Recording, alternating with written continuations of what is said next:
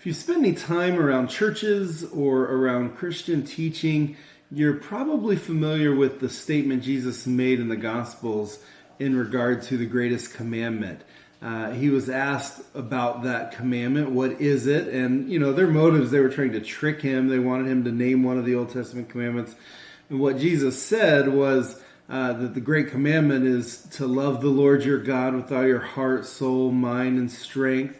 And then the second, he said, is like it, to love your neighbor as yourself. And I feel like that second commandment or second great commandment that Jesus references, love your neighbor as yourself, is something that we as a society, and unfortunately even we as believers, have somewhat forgotten about. I think that we have bought into the worldly philosophy of look out for number one, worry about myself first, take care of me, and then I can worry about other people.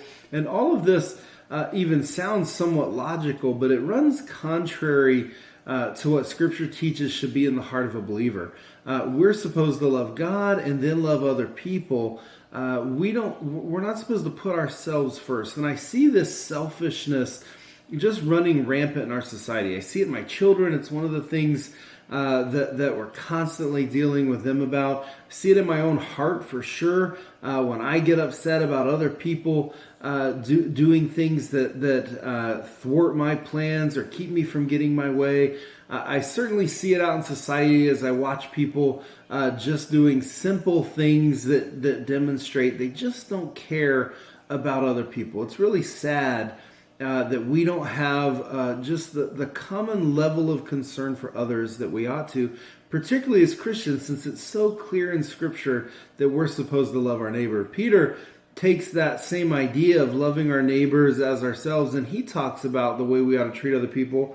1 Peter chapter 4, he says, be hospitable to one another without complaint.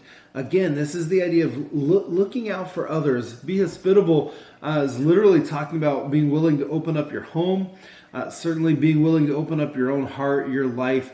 Open yourself up to other people. Let them in. Take care of their needs. Watch out for them. That's being hospitable.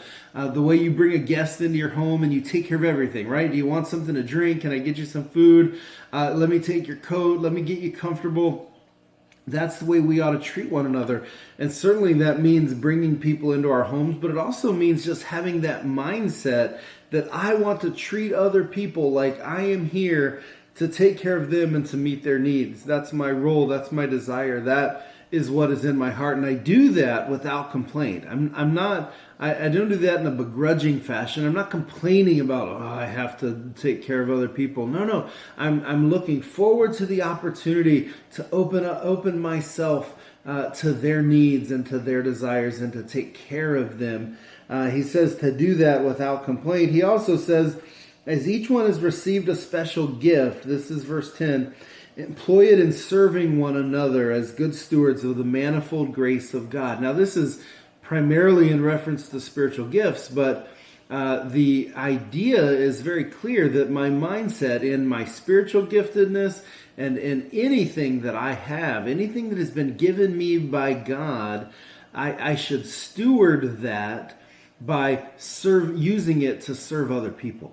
My attitude then toward others should be that I am hospitable toward them without complaint, and that I'm serving them as if that is something that I am doing on behalf of God. I'm stewarding His gifts to me. And so my challenge to you today, in a world that is consumed with self, in a world that tells you, look out for yourself, take care of yourself first, I'm challenging you as a believer to fight against that trend, to go against that norm and say, I'm not going to look out for me first. I'm going to think about others. I'm going to put others before myself. I'm going to be hospitable toward them, and I am going to love them. I'm going to take care of them.